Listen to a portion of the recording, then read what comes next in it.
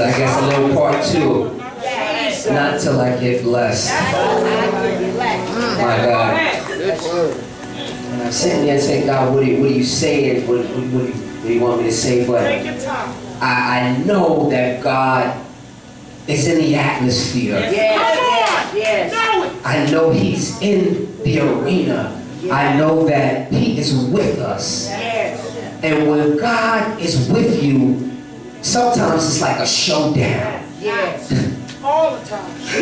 Whenever God really steps on the scene, you better know something's going to happen. That's right.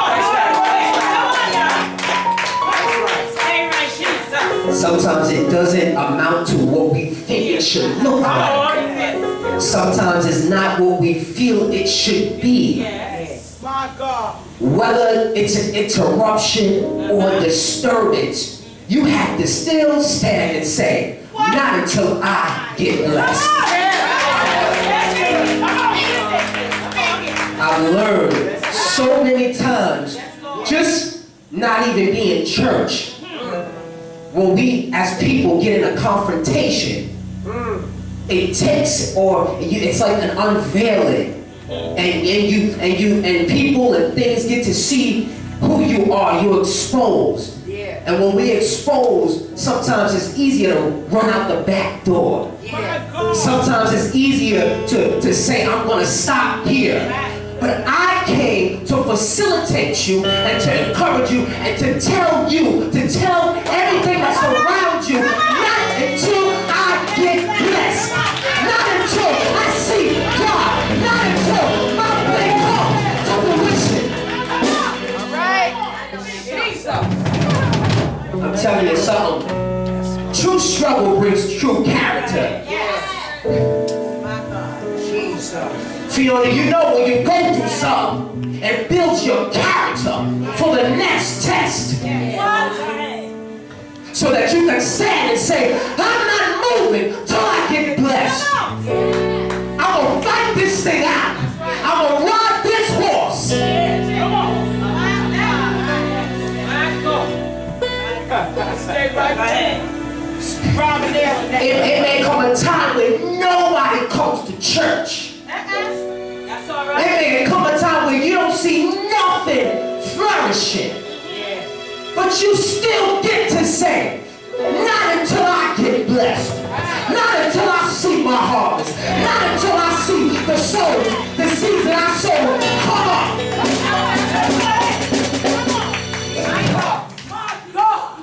See, if y'all stop clapping, will I stop preaching? If they stop saying you look good, if they stop saying you smell good, will I stop living?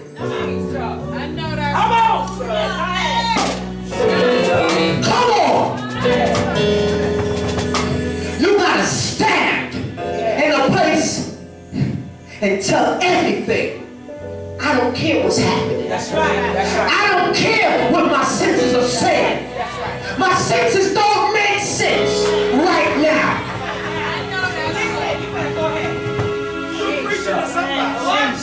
So I'm coming out of Genesis chapter 32, verse 24, and I'm just going to talk about a guy named Jacob. And I'm going to tell you a little bit about him before.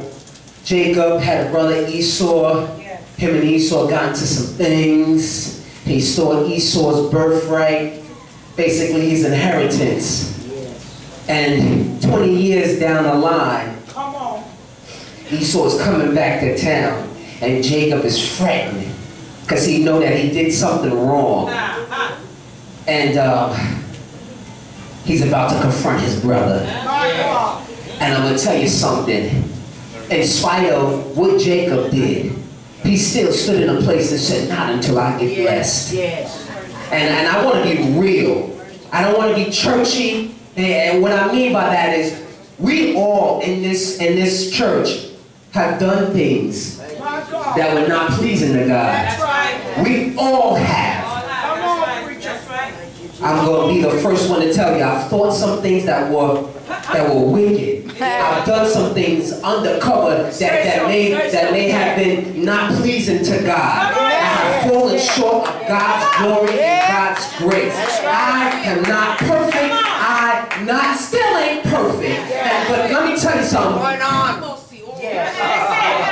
When you learn and know that it's set up for your blessing, and how to push past your mess and still, you know, even though I messed up, I still have an opportunity to get blessed. I still have the privilege to be what God says I shall be.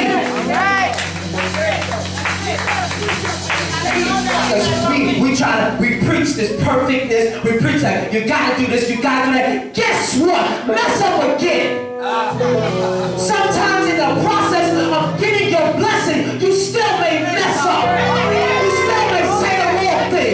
You still may get out of line.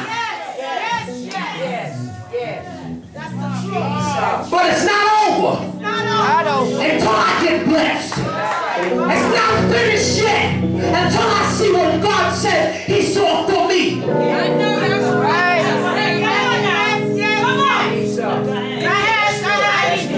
Come on. That's good. No matter what. That's 32 and 24.